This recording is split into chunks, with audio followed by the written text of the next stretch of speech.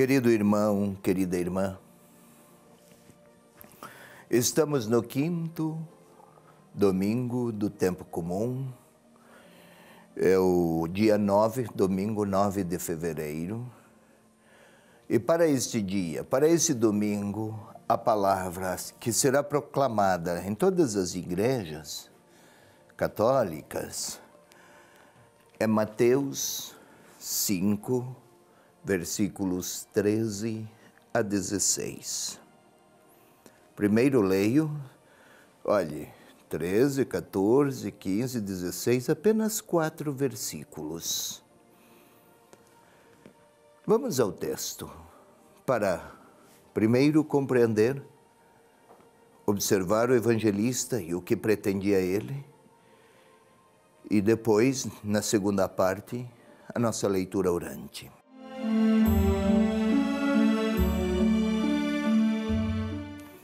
Dizia Jesus aos seus discípulos: Vós sois o sal da terra. Ora, se o sal se tornar insosso, com que o salgaremos? Para nada mais serve, senão para ser lançado fora e ser pisado pelos homens. Vós sois a luz do mundo. Não se pode esconder uma cidade situada sobre o monte. Nem se acende uma lâmpada e se coloca debaixo do alqueire, mas na luminária, e assim ela brilha para todos os que estão na casa. Brilhe do mesmo modo a vossa luz diante dos homens, para que, vendo as vossas boas obras, eles glorifiquem o vosso Pai que está nos céus. Eis aqui, meu irmão, minha irmã, os poucos versículos que compõem o Evangelho deste 5º domingo.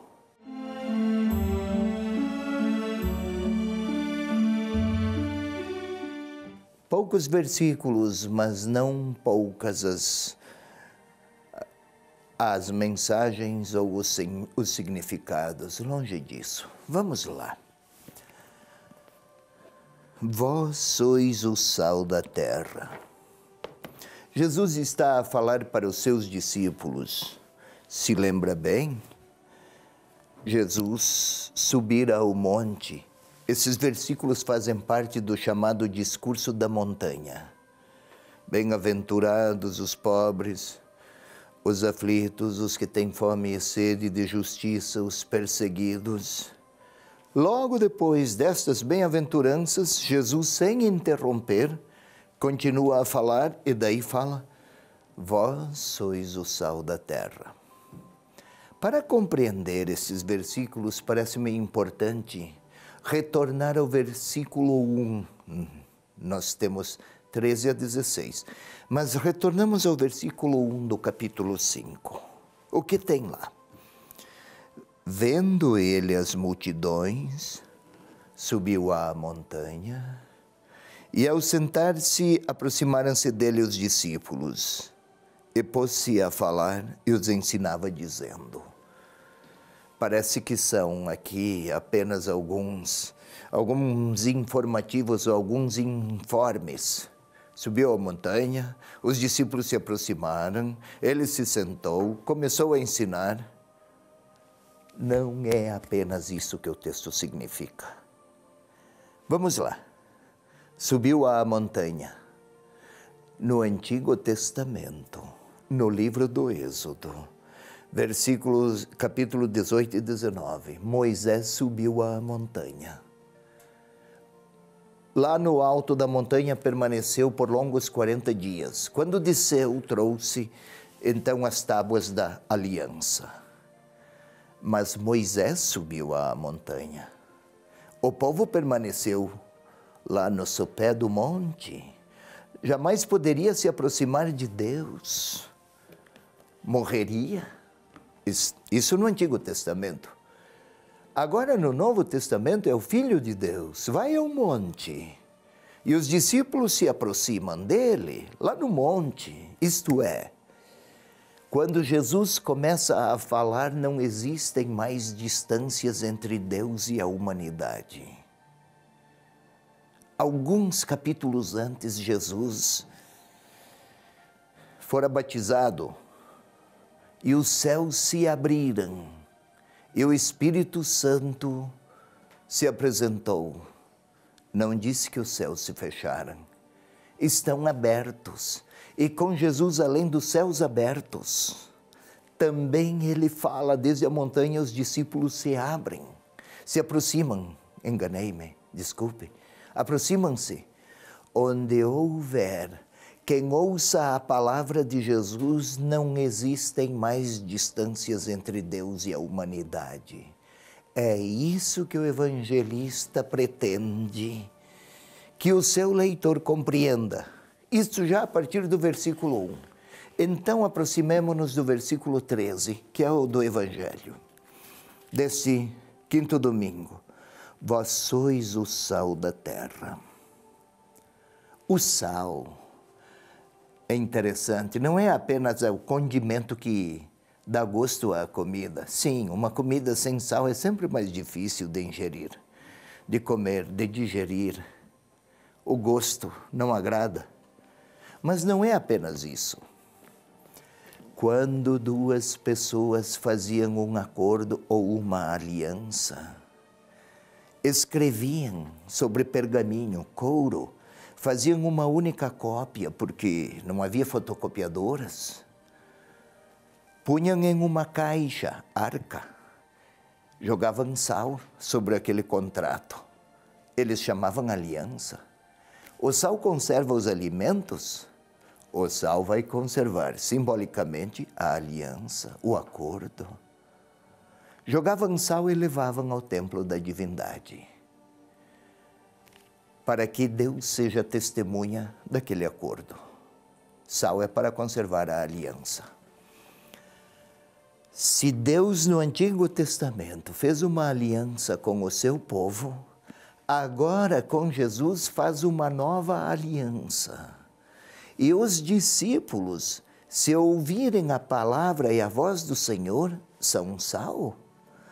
Eles, discípulos, porque ouvem a palavra, vão ajudar a conservar esta aliança.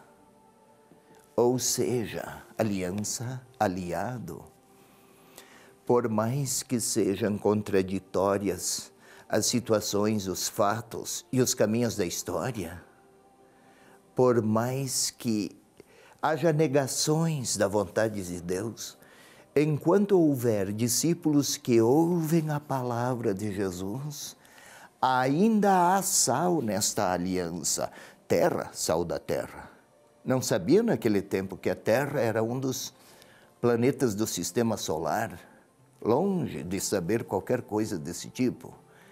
Terra é o lugar onde vive a humanidade. Então, aliança, aliado. Enquanto houver discípulos que ouvem a palavra de Jesus, Deus continua sendo aliado da humanidade. Então, meu irmão, minha irmã, se formos ouvintes da palavra, se deixarmos o Senhor nos falar, enquanto houver ouvintes que deixem o Senhor falar, ouvintes que ouçam a palavra do Senhor, enquanto isso acontecer, ainda é tempo de esperança, porque Deus permanece aliado da humanidade. Enquanto houver, repito, quem ouça a palavra, Deus será aliado da humanidade. A leitura orante não faz bem apenas a nós, é a humanidade, não é apenas esta a nossa, os que leem, que ouvem, que acolhem a palavra. Luz. A imagem da luz, também essa é do tempo dos profetas. Isaías foi o primeiro que mais repetidamente dela se serviu. Luz é como glória. A luz é retrato da glória de Deus. E onde houver luz, a rumo, a direção, a superação de desencaminhamentos, de confusões, de desorientações. Enquanto houver luz, ainda há rumos. E discípulos que ouvirem a voz do Senhor são como luz do mundo. Brilhe a vossa luz. Imagine a lâmpada. A lâmpada não ilumina por ela mesma. Ela não tem forças, energia para iluminar. Mas ela recebe a corrente, a força elétrica. Torna-se luz e sua luz é uma luz que irradia. Mas a fonte é sempre uma outra, não vem da lâmpada mesma.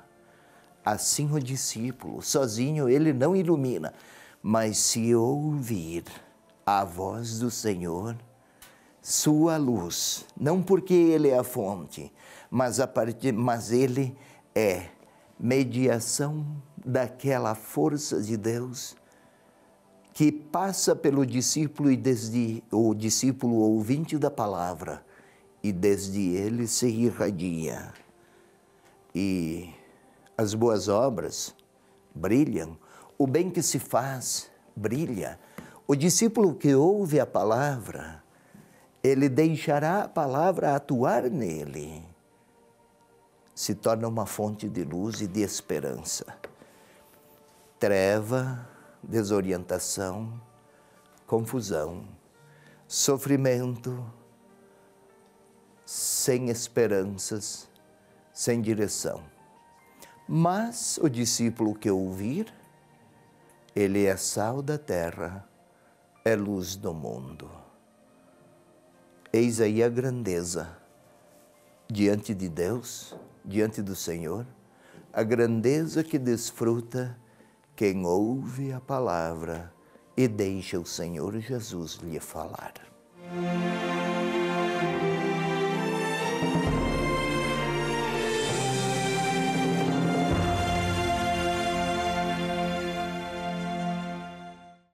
Dom José Antônio Peruso, arcebispo de Curitiba e doutor em ciências bíblicas, faz uma profunda reflexão sobre o Evangelho no próximo domingo. Leitura orante da palavra, toda quinta, 5:30 da tarde.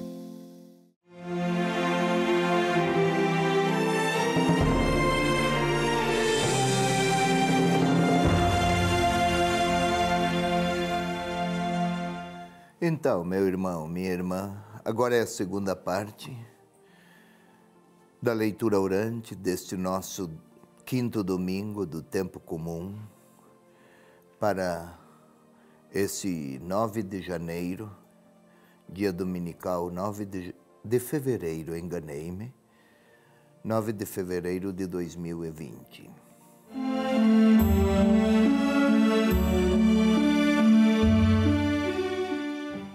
Peço-lhe, convido-a, ponhamo-nos como ato primeiro orante, desse momento orante, ainda não é orante, mas vamos nos predispor, pacificar a nossa interioridade para que a oração, a nossa oração, para que o nosso falar fale a partir da palavra. Aliás, era assim que rezava, que orava Maria de Nazaré. Queira respirar profundamente e buscar uma posição de relaxamento que nos faça abstrair do telefone, do passarinho que canta, do cão do vizinho que está a latir, de tudo. E também daqueles rumores interiores que nos atormentam, rancores, amarguras, palavras duras, insatisfações ou humores alterados. Nada de tudo isso deveria agora nos mover interiormente. Respire profundamente uma primeira vez. profundamente e lentamente. Faça isso uma segunda vez. Tente sentir o ar passar por suas vias aéreas, as narinas, a garganta, a traqueia, chega aos pulmões e infla os próprios pulmões. Sinta os pulmões repletos, inflados, inchados, eu ia dizer, cheios de ar. Faça isso uma segunda vez, uma terceira vez, concentrado, concentrada. Tente sentir o coração a bater no seu peito, a pulsar, a mover. Todo o sangue que recebe e que bombeia para todo o corpo. Desde o primeiro dia da nossa existência, essa vitalidade começou e não mais cessou. E agora juntos vamos pedir ao bom Deus, Pai misericordioso, a Ele peçamos que nos conceda a luz e a graça, a força do seu Espírito. Vamos convidar o Espírito Santo de Deus. Esteve em Jesus, agiu em Maria, agiu em Jesus, agiu nos discípulos, que venha participar aqui dos nossos atos orantes. Vinde, Espírito Santo, enchei os corações dos vossos fiéis, neles acendei a chama do vosso amor. Enviai, Senhor, o vosso Espírito Santo, e tudo será criado. Renovareis assim a face da terra.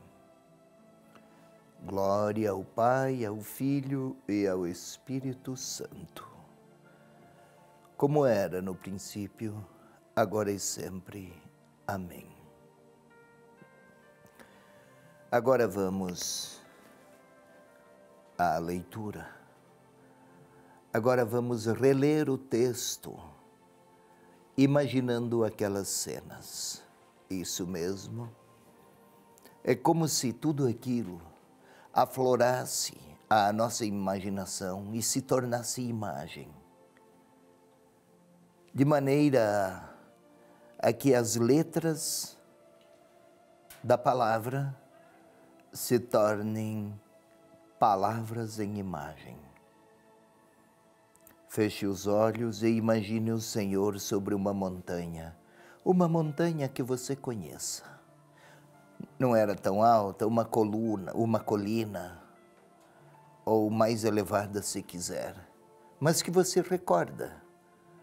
E Jesus está lá no alto daquela colina, daquela montanha, sentou-se.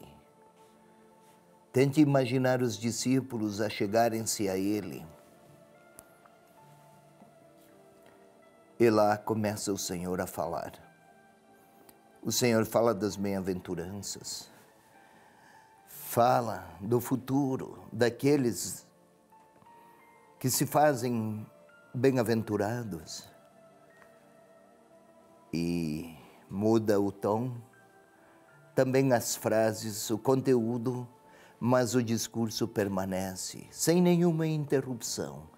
E aí, depois das bem-aventuranças, tente observar Jesus olhando para os discípulos e dizendo: vós sois o sal da terra. Talvez eles nem compreendam o que significa tudo isso. Olhe para eles.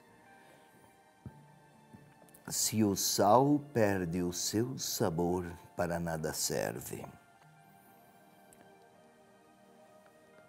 Eles talvez se entreolhem. E Jesus continua: vós sois a luz do mundo. Então a imagem é mais imediata. Não havia energia elétrica à época. A imagem da luz é muito evocativa.